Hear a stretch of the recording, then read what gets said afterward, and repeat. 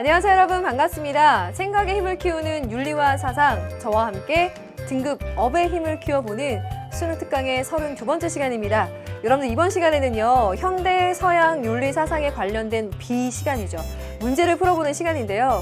특히 이번 시간에는 생명윤리와 책임윤리라고 하는 현대 철학자들에 관련된 문제를 풀어볼 거예요. 6문제여서 적은 문제는 아니거든요. 자, 그런데 이 사상가들에 대한 이론 정리가 지난 시간이 아닌 오늘 이 시간으로 연결이 되었죠. 그래서 근대 과학 문명의 발달에 따라서 어떤 문제점이 생기고 그래서 생명윤리와 책임윤리라고 하는 것이 등장했는데 그 설명을 다음 시간에 이어서 하겠습니다 라고 말했고요. 그 버튼을 제가 이어받았습니다. 그걸 받아서 오늘 이 사상가들에 관련된 이론 잠깐 설명하고 심화탐구 자료 보고요. 문제 풀어보도록 하겠습니다. 자, 그럼 오늘 강의를 위해서 여러분들 준비해 주셔야 되는 우리 연계교재 수능 특강의 부분은 어딘가 보면은요. 144쪽부터 151페이지까지 현대의 다양한 윤리사상 원 파트에 들어가 있는 부분, 그 중에서도 생명윤리, 책임윤리에 관련된 이론 부분과 문제들을 추려서 오늘 공부해 보도록 하겠습니다. 그리고 여기에 관련돼서 여러분들이 상상노트와 수능 기출플러스 강의에 가서 개념을 조금 더 천천히 들어보거나 혹은 기출문제를 복습하면서 오늘 이 시간의 내용을 마무리 지으면요 훨씬 좋다는 말씀도 오늘도 역시 드립니다. 그러니까 여러분들 항상 공부는 자기가 활용하기 나름 어떤 방법으로 잘 이끌어 나가느냐 굉장히 중요하죠. 자, 이런 팁 접수해 두시고요. 오늘 본격적인 이야기 시작해 보도록 하겠습니다. 먼저 한눈에 보는 수능형의 개념 정리해 보죠. 오늘 이야기하려는 수능의 개념은 바로 먼저 생명윤리에 대해서 이야기하겠습니다. 우선 생명윤리라고 하는 것이 어떠한 배경에서 대두되게 되었는지는 지난 시간에 포괄적인 의미에서 설명을 했습니다. 그러면 그것을 바탕으로 조금 더 오늘 자세한 내용으로 들어가 보도록 하죠. 오늘 얘기할 거는요. 지금까지 우리 인간들이 자연이나 그 자연에 살고 있는 존재들에 대해서 생각할 때, 물론 자연뿐만이 아니라 생명을 가진 존재들, 이라고 여러분이 생각해 두고 보면은요, 지극히 인간 중심적인 사고로 많이 바라봤다는 거죠. 인간 중심주의적인 사고와 그런 류의 여러 가지 행태들, 그리고 과학 만능주의가 낳은 여러 가지 문제점에 대한 비판 의식을 갖고 있어요. 그래서 이것을 바탕으로 해서 어떠한 문제점이 생겨나냐면요. 생명을 가진 존재들, 그 생명의 가치를 효용도로 환산하는 거죠. 이런 문제점이 생겨난다는 거예요. 지금 말하고 있는 건 생명윤리가 등장하게 된 비판 의식이에요. 이것을 비판했다라는 거죠. 그래서 이 사상가는 생명의 가치를 효용도로 환산해서 그러한 생명을 위계를 세우고 서열화시키는 거에 대해서 비판적인 관점으로 바라봅니다. 그리고 또 여기에다가 인간 중심적인 자연관, 인간 중심적 자연관이라 하면 인간의 편리한 삶을 위해서 이 자연을 활용하고 정복할 수 있다, 이용할 수 있다라는 사고, 혹은 이 자연을 보존해야 돼, 잘 갖고 와야 돼, 생명을 존중해야 돼. 왜? 인간들의 삶을 위해서, 인간들의 어떤 지속적인 평화로운 삶을 위해서와 같이 인간을 중심에 두고 그 인간의 삶을 위해 자연을 이용하려고 하는 관점 모두를 모두 비판하고 있어요. 그래서 이러한 문제의식을 바탕으로 해서 생명윤리가 등장합니다. 생명윤리가 갖고 있는 문제의식. 그래서 이 생명윤리는요, 어떤 대안을 내놓느냐라고 가보면 우선 생명윤리의 가장 대표 사상가는 슈바이처예요. 간디도 나오죠. 간디가 모의평가나 수능에서 나온 적은 한 차례도 없어요. 그래서 간디의 경우에는 여러분들이 한번 눈으로 딱 읽어보고 넘어갔으면 하는 제 의견이고요. 슈바이처의 경우에는 좀 명쾌히 해둘 필요가 있어요. 왜냐하면 여러분들이 슈바이처를 어렵게 공부하진 않아요. 그런데 슈바이처가 의외로 한 문제로 잘 나왔었어요. 지금까지. 간디가 아니라. 그래서 슈바이처를 정리하는데요. 슈바이처의 생각은요. 우리 인간들의 선과 악에 대한 그의 기준이 있습니다. 슈바이처가 생각하는 선이라고 하는 것은요. 이 생명들을 유지시켜주고 고양시켜주고 촉진시켜주는 것이 선입니다. 그런데 이 생명들을 훼손하거나 저해하는 것, 이러한 행동들은 악이에요. 그래서 인간들이 선을 행할 것을 강조하는데 그것은 생명을 유지시켜주는 노력을 하는 거죠. 그럼 여기 기본 관점에 뭐가 들어가 있느냐? 이 사람이 바라보는 인간이라고 하는 것은요. 생명으로 둘러싸인 존재예요.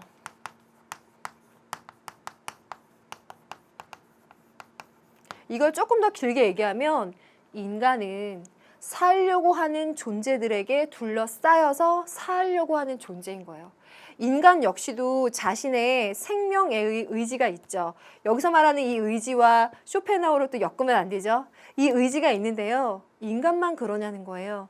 다른 생명을 가진 존재들도 자신의 생명을 유지하기 위한 의지를 갖고 있어요. 그래서 그러한 생명을 가진 존재들에 둘러싸여서 역시나 인간들도 살아가려고 하는데 그 생명 가진 존재들을 인간 중심적으로 바라보고 저해하거나 훼손하는 것은 악이다 라고 생각하는 것이 슈바이처 생각이에요. 그래서 슈바이처는 자신의 연구실에서 모기 한 마리도 함부로 잡지 않았다고 하잖아요. 특별한 이유 없이. 만약에 이 모기가 다른 생명을 저해한다라는 이유가 있다면 또 얘기는 달라지겠지만 기본적인 그의 생각은 생명을 유지, 고연, 촉진시켜주는 것이 선이 됩니다. 이게 슈바이처에게서는 항상 중요하게 나옵니다. 여러분들이 이 내용을 기억하시면 되는데요. 자, 수능형으로 한번 딱 잘라서 얘기해 볼게요. 이렇게 얘기하는 거 있잖아요. 이런 지향점을 갖고 있는 게 슈바이처에게서 정답지로 쓰이는 거예요. 그러면 슈바이처의 문제를 만들 때 오답지로 쓰이는 소스가 뭐냐면 지금 말하는 요 내용들이에요. 이거 좀 유치하지만 이렇게 X로 한번 표시해 볼까요? 생명의 가치를 효용도로 표현한다거나 위계를 만들거나 서열화시키는 거 혹은 자연을 유지하고 보존한다고 하더라도 그게 인간을 위해서라고 서술하게 되면 슈바이처한테는 오답지예요. 아마 이거 슈바이처 문제 풀어봤거나 재도전 하는 친구들은 아 맞아. 딱 그럴 거예요. 이것도 문제 풀고 나면 제가 왜 이러한 구도로 설명했는지 여러분들이 이해하게 될 겁니다. 우선 이렇게 킵해 두세요. 문제 풀면서 알게 되겠죠, 여러분들이. 자, 이게 슈바이처였고요. 다음에 책임윤리로 가겠습니다. 책임윤리는요. 한스 요나스의 입장이에요. 요나스. 여러분들이 이 사상가를 사실 이 사상가도 설명을 하려고 들면은요. 칸트적인 정언 명법을 바탕으로 해서 이 사람 생각을 이야기하려다 보니 많은 딱딱한 내용들이 들어가요. 그런데 윤리와 사상에서 이 한스 요나스의 입장이 어렵게 출제가 되기가 조금 힘든 요소들이 있는 것 같아요. 되게 좀 첨예한 요소들이 있는데요. 우선 지금 여러분들 중에 생활과 윤리 그리고 윤리와 사상을 짝으로 같이 공부하는 친구들이 있다면 생활과 윤리에서는 꼭 나올 법합니다. 꼭 대비를 해두시고요. 그리고 윤리와 사상에서는 이 사상가가 갖고 있는 아주 자세하고 세밀한 부분으로 들어가지 말고 전반적인 지향점 속에서 정리를 해두는 것이 또 아마 출제 경향과 맞지 않을까라는 생각이 들어요. 그러면 한스 요나스가 생각하는 책임윤리 어떤 의미에서 나오는지 한번 볼게요. 이 사람이 생각한 현대사회 문제점 한번 거론해 보죠. 항상 어떠한 현상에 대한 문제의식을 바탕으로 해서 그 대안을 내놓는 것이 그 사상이니까 문제점 한번 얘기해보면요. 사회적인 팽창이라고 써요. 이런 용어들이요. 한스 요나스를 설명할 때 많이 나오는데 이것 자체가 어떤 단어, 개념이라기보다는 그렇게 표현을 잘 하기에 여러분들이 그 자체를 이해를 해두면 좋을 것 같아요. 사회적 팽창. 보세요. 여러분들도 인정하겠지만 이 사회 규모는 굉장히 커졌어요. 그렇죠? 그 속에서 수많은 개인들이 살아가는데요. 그 개인들은 그 커진 사회와 집단 속에서 자신의 존재를 숨긴 채 살아가기가 쉽죠. 개인의 익명성이 굉장히 문제로 대두됐어요. 그러다 보니 따라오는 문제가 뭐냐면은요. 나라는 존재가 숨어버렸기에 그 개인들은 자신의 책임 문제에 대해서 소홀해질 수 있어요. 그러다 보니 오히려 현대사회에서 책임 문제가 이거 어디로 간 거냐. 타인에 대한 책임, 그리고 다른 존재에 대한 책임. 이거 어디서 찾을 거냐. 개인들은 익명성 속에 사라져버렸으니. 자, 요 문제의식 하나. 그래서 요나스가 책임윤리 이야기하게 되고요. 또 하나는요. 이런 관점에서 봅시다. 과학기술 발달. 현대사회 할 때 이거 빼놓을 수가 없죠. 이 빛 뒤에 어떤 그림자가 생겨나느냐라고 해보면은요. 우선 위험사회. 요 표현이 나오는데요. 이게 울리히 백이라는 사상가가 표현한 위험사회라는 표현이에요. 이것 자체를 외울 필요는 없고요. 만약에 책임윤리가 나올 때 이러한 것에 대한 문제점을 갖고 이 사상가가 등장했다라는 맥락으로 쓰일 수는 있어서 제가 한번 이야기를 해봅니다. 위험사회, 현대사회는요. 과학기술 굉장히 많이 발달했어요. 그것 때문에 우리 인간은 굉장히 편리하게 살아가죠. 근데 그 이면에 생각해 보면은요. 예전에 과학기술이 발달하기 이전에 사회들이 갖고 있었던 위험 요소보다 훨씬 더 규모가 크고 우리가 대처하기 힘든 어마어마한 위기들이 많이 닥칠 수 있다는 거죠. 예를 들어 핵기술 편리하긴 해요. 그런데 거기서 문제가 생겨나면 어떻게 하죠? 우리 인류가 핵무기의 위험에는 어떻게 대처할 수도 없을 만큼 그 위험의 규모와 파급 효과는 너무나 커지는 거예요. 급기야 이것이 생태계의 파괴까지 가져오게 되면 그건 결국 누구한테 돌아와요? 인간한테 돌아오잖아요. 사실 이것이 주는 빛보다는 그 뒤에 숨겨진 그림자, 그 데미지, 위험이라고 하는 건 우리가 상상하는 것 이상으로 너무 크다는 거죠. 그래서 위험사회라고 표현을 하고요. 그리고 이 표현, 베이컨적인 이상, 그리고 유토피아적인 이상이라고 표현하는데요. 이것도 역시나 이 개념을 물어볼 리는 없어요. 이것에 대한 문제의식을 바탕으로 해서 이 사상가가 나왔다라고 설명할 수 있기 때문에 그래서 저도 한번 설명을 해주는 건데요. 베이컨적인 이상이라고 했을 때 베이컨 뭐라 그랬어요? 아는 것이 힘. 그러면 어떤 것에 대해서 어떻게 알아야 되느냐? 자연과학적인 지식을 바탕으로 해서 인간의 삶을 개선해 나가는 것을 베이컨이 이야기했었죠. 그러한 이유를 바탕으로 해서 인간들이 이 지식을 갖고서 자연을 지배하는, 즉 인간의 지식이 자연을 지배하는 무기가 돼버리는 것에 대한 잘못된 생각, 이걸 베이컨적 이상이라고 표현을 해요. 그리고 또 하나 유토피아적인 이상이라고 얘기하면은 현대 과학기술이 무한히 앞으로만 나가려고 하는 거예요. 끊임없이 발전. 과학기술이 발전만을 앞으로만 향해 가려는. 여기서 뭘까요? 반성이 없다는 거예요. 되돌아보지 않고 이것이 가져올 문제점에 대한 의식을 갖지 않고 끊임없이 앞으로만 나가려고 하기 때문에 이것들은 결국 인간들에게 큰 부담 요소가, 문제 요소가 될 수 있다는 거죠. 그러면 이렇게 커다란 문제점을 갖고 있는 이 시대에 그 시대의 문제점에 대한 책임은 대체 누가 질 거야?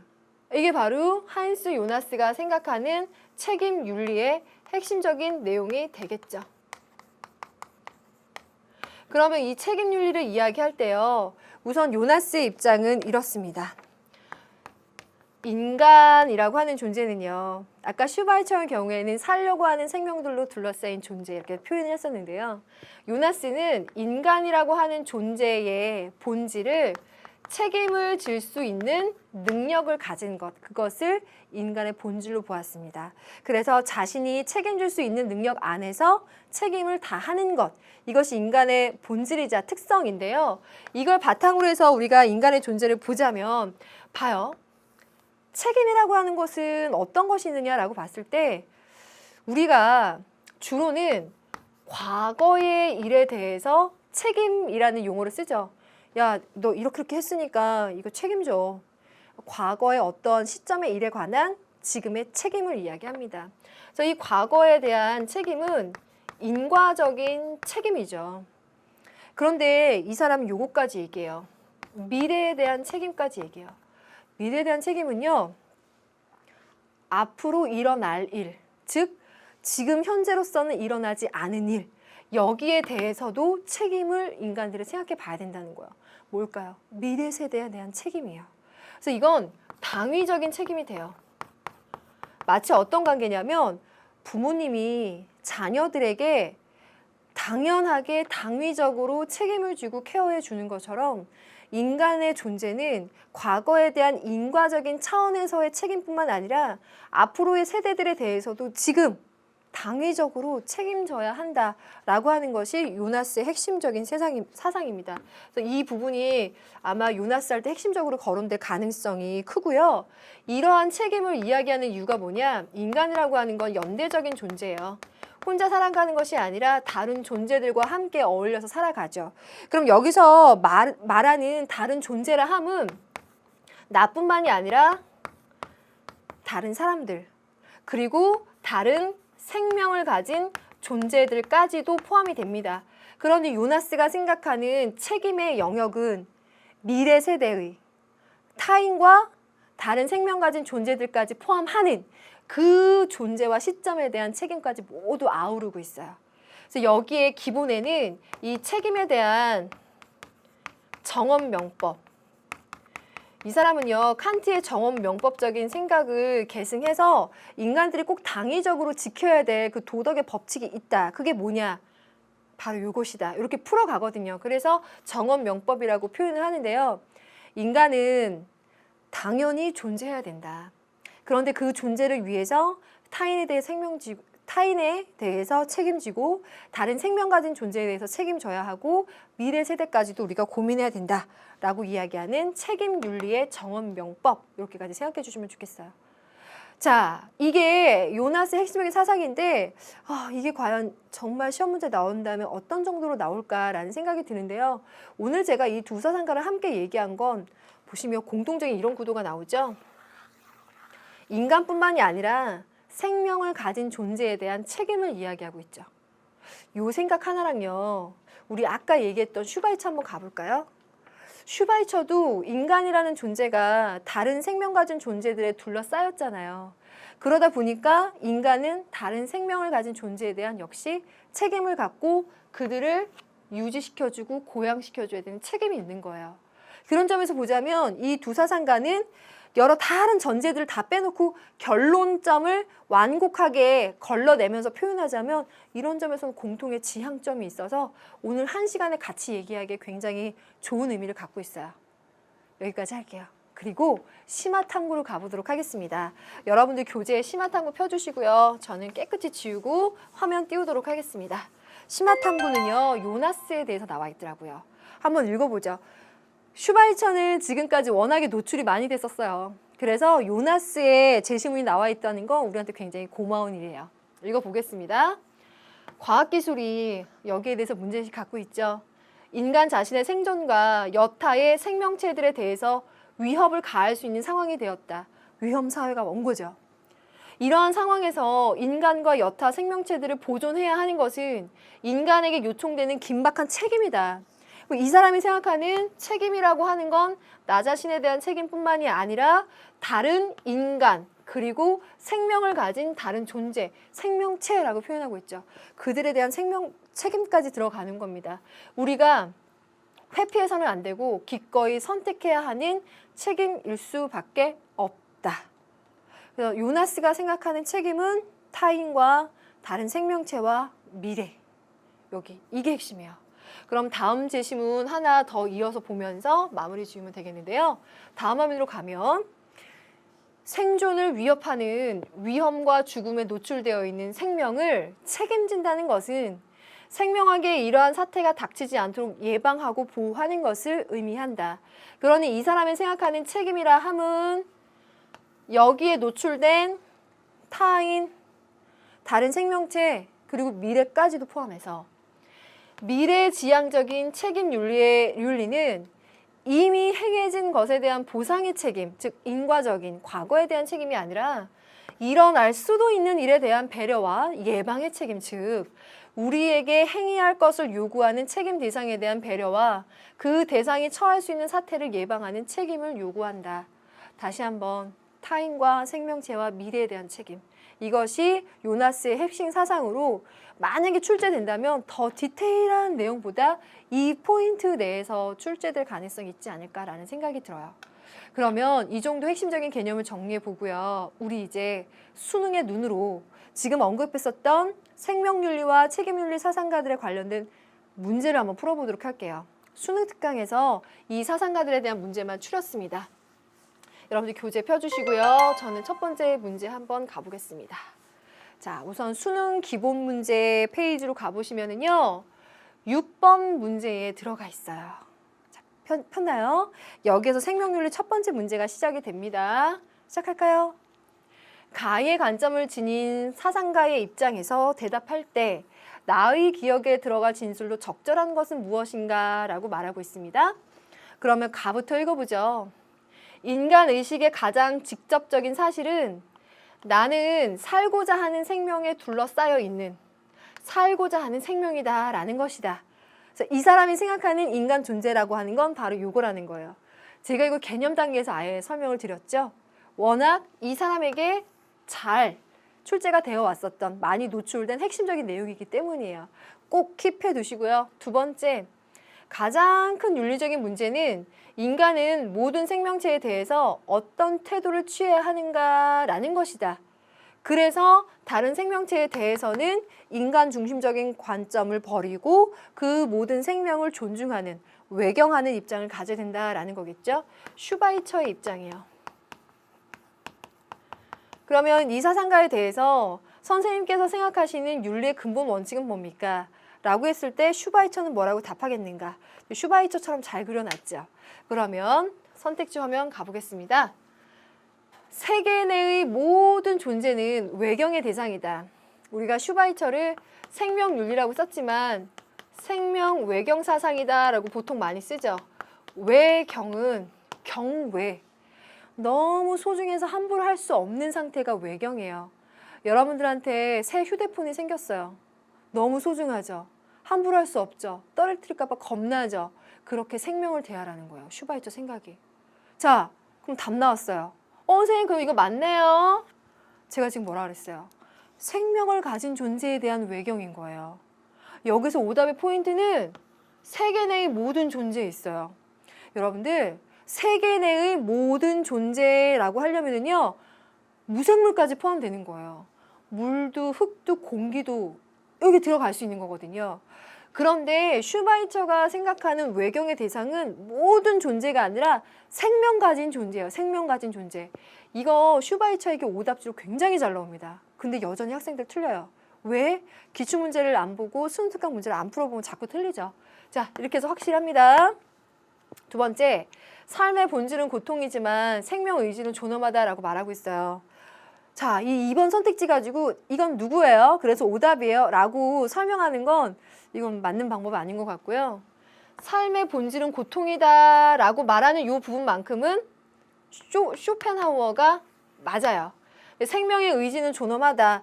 쇼펜하우어로 가자면 생명 현상을 유지시키기 위한 이 의지는 사실 인간에게 고통을 가져다주는 요소이긴 하죠. 이제 그런 점에서 여러분들이 2번에서 특히 이 단서는 쇼펜하우어가 될 수 있는데 어쨌든 슈바이처의 관점에서 이야기할 수 있는 건 아니기 때문에 빼자라고 정확히 문제 푸는 게 맞고요. 세 번째, 인간과 자연은 전율적인 관계에 놓여 있다. 저는 이거 학생들이 어려워할 것 같아요. 인간과 자연이 전일적인 관계에 놓여 있다라고 하는 것은요. 이건 생태학자들의 입장이에요. 그러면 이 설명을 더 쉽게 해주세요. 그러면 1번과 같은 내용이 들어갈 수 있어요. 외경이라고 하는 건 슈바이처 생각하면서 오답지로 만들어 놓은 것이긴 한데요.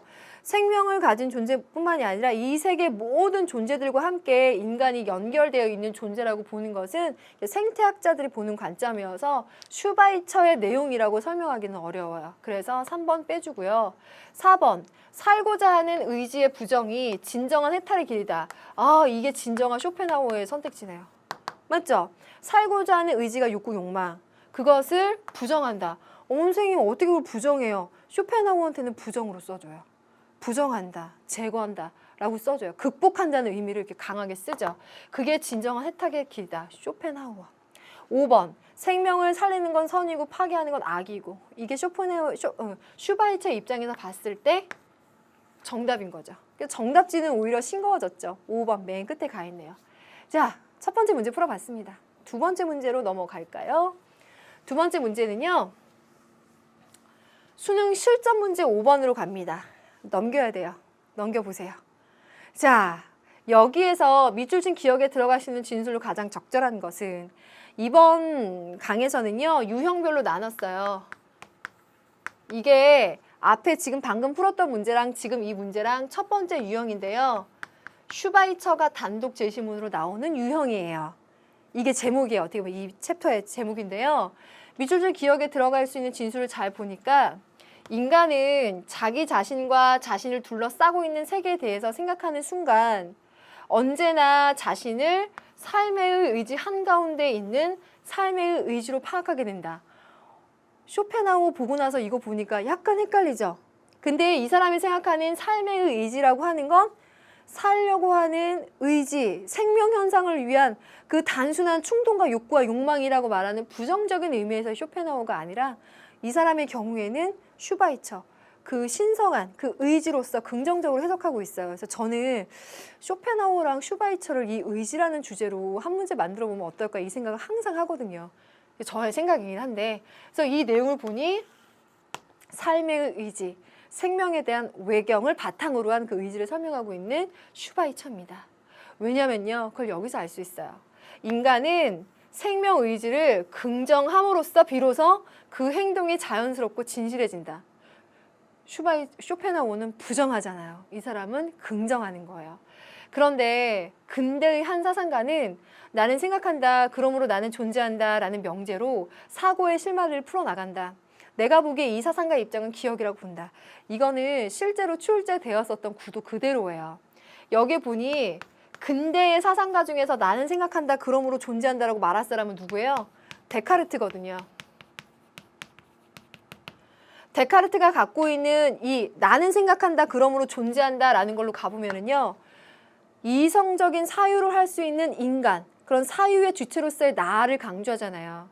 그런 이성의 능력을 갖고 있는 인간과 그렇지 않은 자연을 둘로 나누어서 보게 되는 이분법적인 자연관에 영향을 주게 된다라고 우리가 해석할 수 있어요.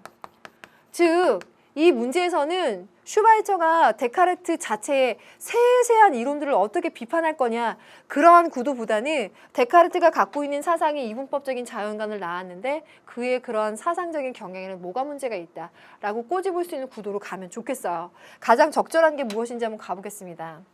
인간과 다른 생명체들 간의 관계를 왜곡시킬 가능성이 크다. 어떤 식으로? 사고를 하는 인간과 그렇지 않은 다른 생명체들의 관계를 이분법적으로 나누고 거기에다가 인간을 중심에 두는 왜곡된 자연관을 만들 가능성이 크다라고 슈바이처는 데카르트의 입장을 보면서 비판할 거예요. 그래서 1번이 정답이에요. 의외로 언어적으로 잘 이해가 안 되면 어렵게 푸는 학생들도 많을 것 같아요. 2번, 생명체들 간에 가치의 위계가 있음을 부정할 가능성이 높다라고 말하고 있는데요.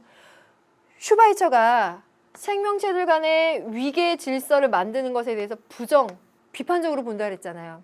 그런데 데카르트의 입장대로 보자면 이걸 만들 가능성이 큰 거예요. 그래서 기억에 들어가는 요 맥락이 맞지 않은 거예요.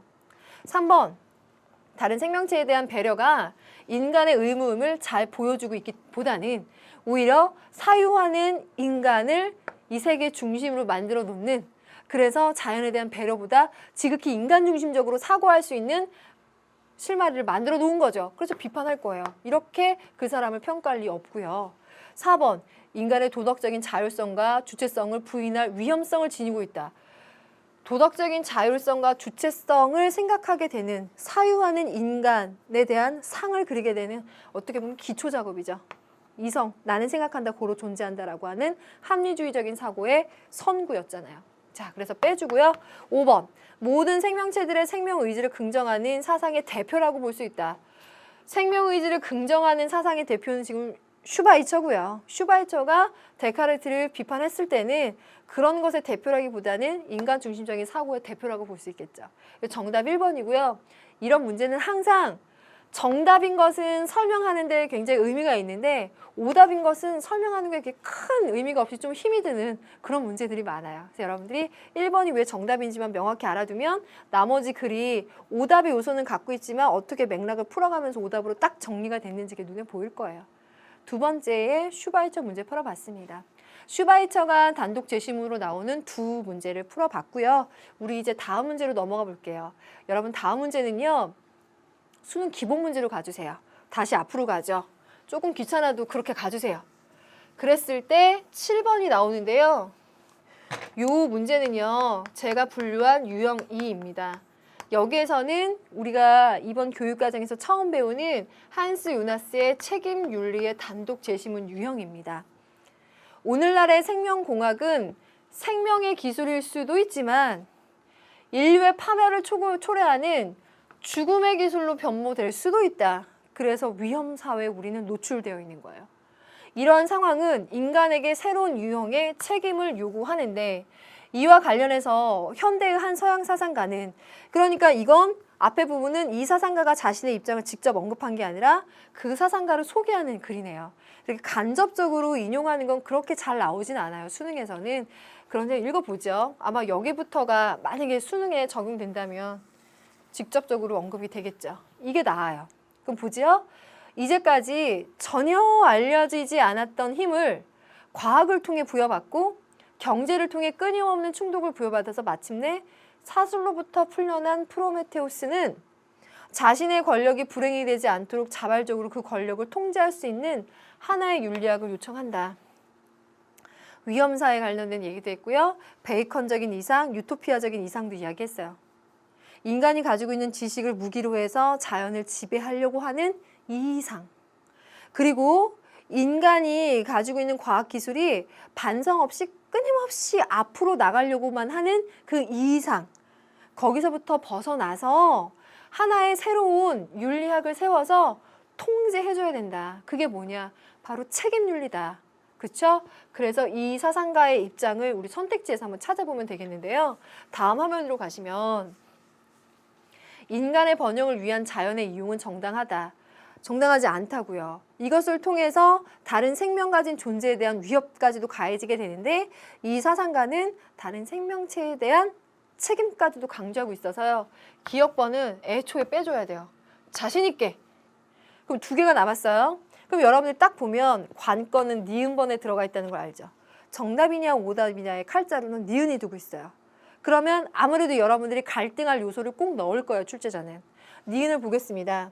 인간의 삶이 지속되어야 한다는 것은 당위이다. 마치 그 인간의 삶에 대한 기본 전제, 그것은 당위적으로 지속되어야 하는데 그러기 위해서는 타인과 다른 생명체와 미래에 대한 책임을 우린 생각해야만 앞 제시문에서 언급했었던 그 지금의 위험사회와 베이컨적 이상, 유토피아적인 충동으로부터 우리가 벗어나서 안전하게 살아갈 수 있다는 거죠. 자, 그래서 당위이다. 니은은 맞아요. 꼭 들어가줘야 됩니다. 그래서 베이컨적 이상, 유토피아적 충동. 제가 아까 쓸 때 이상이라고 쓴 것 같은데요. 이상 혹은 충동이라는 말로 씁니다. 디귿번. 자연은 그 자체로서 보호될 가치를 갖고 있다라고 이야기하고 있고요. 이건 여기 공통으로 들어가 있는데 자연은 그 자체로서 보호될 가치를 갖고 있어요. 그래서 인간은 그것에 대한 책임을 갖고 보호해야 하는데 인간의 경우에는 책임을 질 수 있는 능력을 그 본질로 둔다라고 해서 니은, 디귿, 리을이 들어간 5번 선택지가 정답입니다. 지금 이 문제가 한스 요나스의 단독 제시문이잖아요. 그런 식으로 새로 등장한 이 사상가를 단독 제시문으로 만들다 보니 자칫 충실히 내용을 정리해보지 않은 친구들한테는 이 선택지가 의외로 까다롭고 고민의 여지가 될 수 있어요. 그래서 꼭 여러분들 강의 들으면서 개념을 정리해 두는 것이 꼭 필요합니다. 자, 그럼 다음 문제로 한번 넘어가 볼게요. 다음 문제는 어디로 가냐면요. 수능 실전 문제 6번으로 가요. 귀찮아하지 말고 넘겨서 찾았죠? 그 6번 문제도 역시나 한스 요나스의 단독 제시문으로 만들어진 문제 유형입니다. 여기에다가 요 입장을 물어보고 있는데요. 이렇게 비판의 구도, 이 가가 주인공이기 때문에 유형 2로 여러분들 봐두시면 되겠어요. 가볼까요? 가를 주장한 사상가가 나의 입장에 대해서 제시할 수 있는 견해로 가장 적절한 건 무엇이냐라고 물어보고 있는데요. 인간 행위의 새로운 유형에 적합하고 새로운 유형의 행위 주체를 지향하는 명법은 다음과 같다. 마치 정원 명법을 이야기하는 것 같은데, 너의 행위의 영향이 지상에서의 진정한 인간적 삶의 지속과 조화될 수 있도록 행위하라. 아마 이게 번역이 되면서 굉장히 딱딱한 투가 되지 않았을까라는 생각이 드는데, 포인트는 이거예요. 내가 어떤 행동을 했을 때 그건 다른 인간적인 삶의 지속과 조화될 수 있도록 행위하라. 즉, 앞에 선택지에서도 봤지만 인간의 삶이 지속되어야 한다는 것은 당위이다. 그 표현이죠. 그래서 적어볼까요? 인간의 삶이 지속되어야 함은 당위이다. 이렇게 간략히 써볼게요. 그런데 어떻다고요? 지금은 위험사회, 유토피아적인 충동, 베이컨적인 이상을 갖고 너무 큰 위험 속에 초래되어 있어서 인간의 삶이 위협받고 있어요. 그래서 지상에서의 인류의 무한한 존속을 가능하게 하는 제 조건을 위협하지 말라라고 간단하게 기술될 수도 있다. 그러니 그것을 위해서는 어떻게 되느냐? 책임의 민재가 중요하다. 그 책임은 뭐냐? 세 가지. 타인, 다른 생명체, 미래. 자, 그럼 그것을 두고 나번으로 가볼게요. 신이 부여하는 권리이자 의무인 자연에 대한 온전한 지배. 우와, 자연을 지배하는 건 신이 부여하는 권리라는 거예요. 이런 생각으로 자연을 바라보면 그 자연을 이용하고 활용하고 정복하는 것에 정당성을 만들어주죠. 그래서 계획된 실험을 통해서 얻은 원리를 토대로 또 다른 실험을 전개해서 새로운 지식을 얻어내야 돼 라고 바라보는 인간의 지식을 바탕으로 한 자연 이용에 대한 정당화를 말해주고 있는 거예요. 그런데 이 중에서도 선생님, 그런 인간 중심적인 사고 중에서도 특히나 나번은 누구일까요? 라는 걸 얘기해보자면 굳이 사상가를 찾아보자면 이건 것 같아요. 계획된 실험을 통해서 또 다른 실험을 전개해서 새로운 지식을 얻어내. 요건데요. 아마 이런 것까지 물어보면서 수능이 만들어지진 않을 거라고 봐요. 중요한 요소가 아니라면 그냥 그 사람이 지향하는 테두리 내에서 만들어질 텐데, 그래도 여러분들이 이 사상가가 누구인가를 알고 싶어 할 테니까. 실험은 뭐예요? 경험의 결과죠. 경험주의예요. 경험주의를 이야기하면서 자연에 대한 새로운 지식을 얻어야 된다. 그래서 아는 것이 힘이다. 그것을 이야기하는 베이컨이에요. 이 제시문은 그러니까는 과학적인 지식의 유용성을 강조하는 그 제시문을 아마 쓰려고 하셨을 거고, 그런 의미에서 이걸 찾아서 이렇게 넣었을 겁니다. 그러니까 해설지에도 그렇게 들어갔을 거고요. 그럼 여러분들, 요나스가 봤을 때 이런 베이컨과 같은 인간 중심적인 사고에 대해서 뭐라고 비판할 수 있겠는가? 우리 한번 찾아가 볼까요? 1번, 생태계 보존과 관련된 인간의 책임을 현재로 한정시키고 있다. 현재로 한정시키고 있다로 여러분들 읽을런지 모르겠지만, 이 나번의 경우에는요, 요나스가 봤을 때는 생태계 보존에 대해서 책임을 생각하는 것이 아니라 그 생태계를 포함한 그 자연이라고 하는 걸 인간들의 편리한 삶을 위해서 어떻게 이용할까? 그걸 생각하고 있는 거예요. 그래서 1번과 같이 나번을 비판할 구도가 아닌 거고, 2번, 심중심적인 입장에서 자연에 대한 인간의 책임을 강조하고 있다라고 했는데, 자연에 대한 인간의 책임을 강조하는 것이 아니라 자연에 대한 인간의 그 이용의 권리를 정당화시키고 있어요. 그래서 전혀 틀리죠.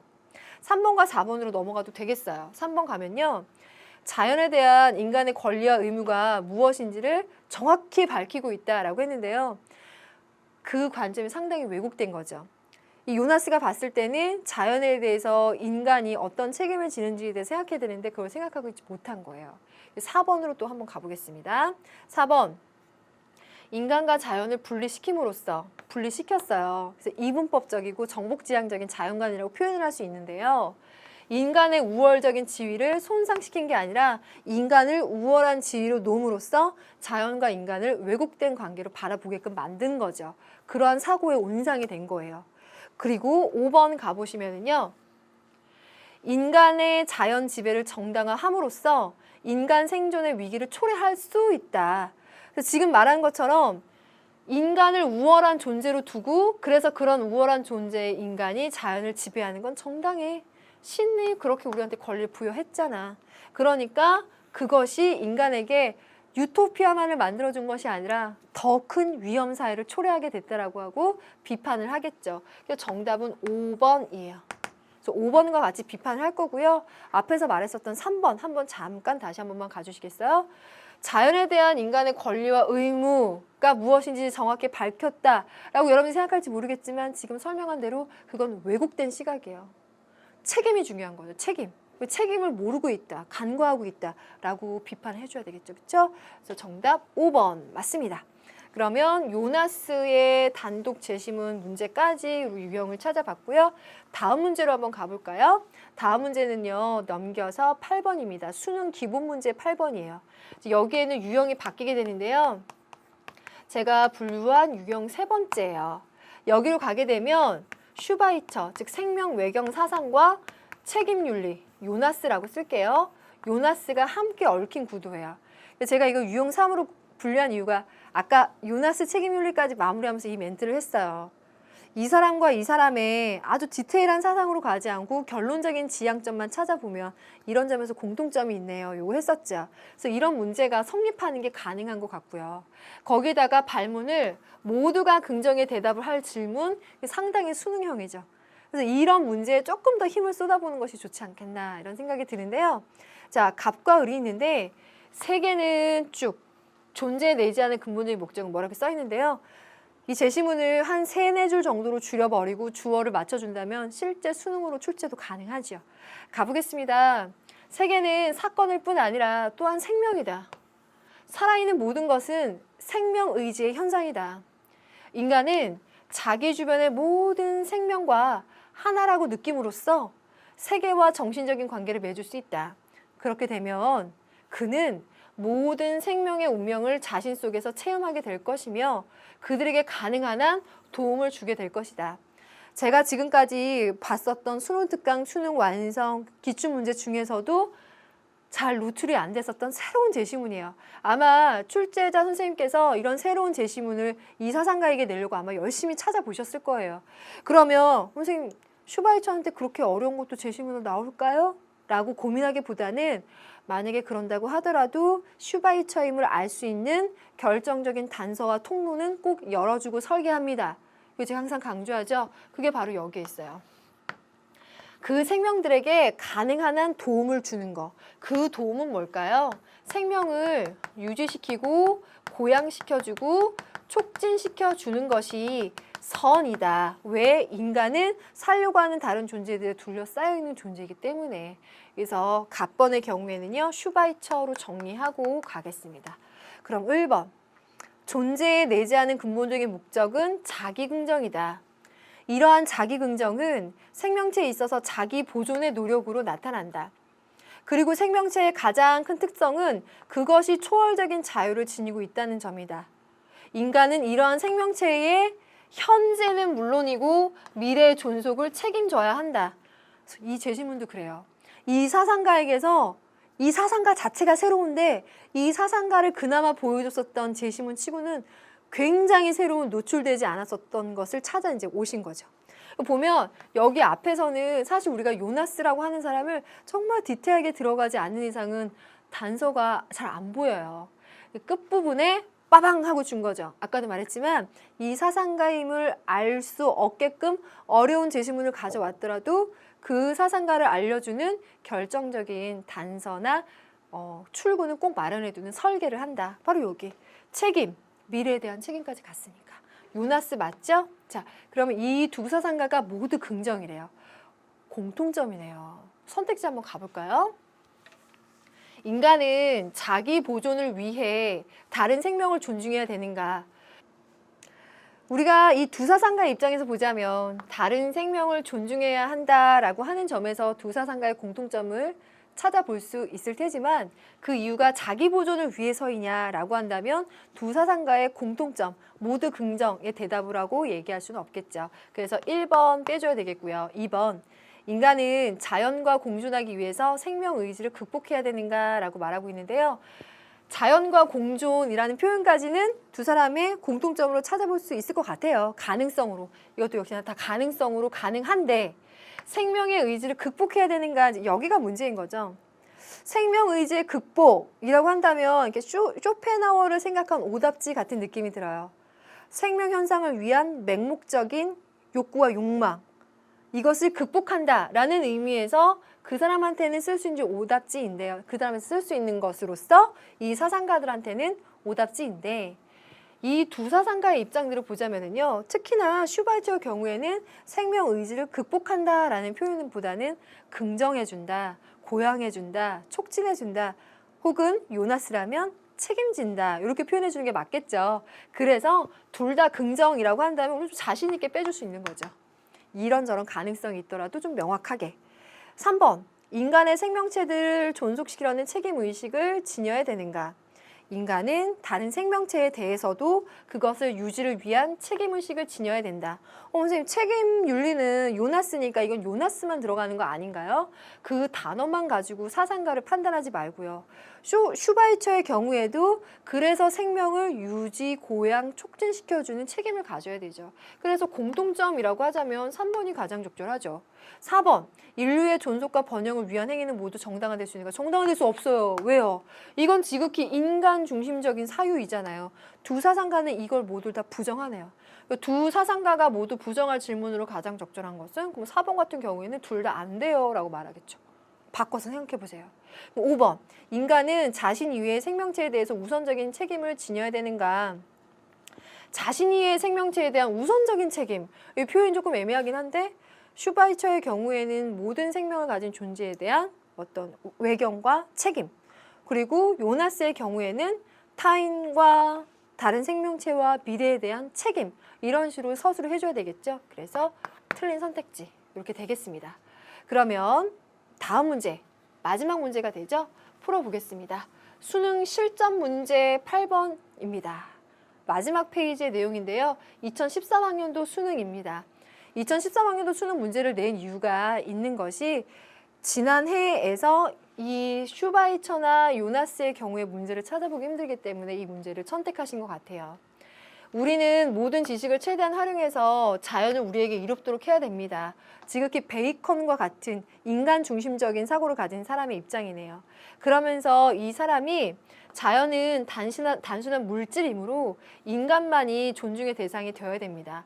여기에서는요, 어떤 사상가라고 규정 내리기보다는 인간 중심적인 사유를 갖고 있는 사람을 이 모자 쓴 사람, 우측에 있는 사람으로 정리를 하고요.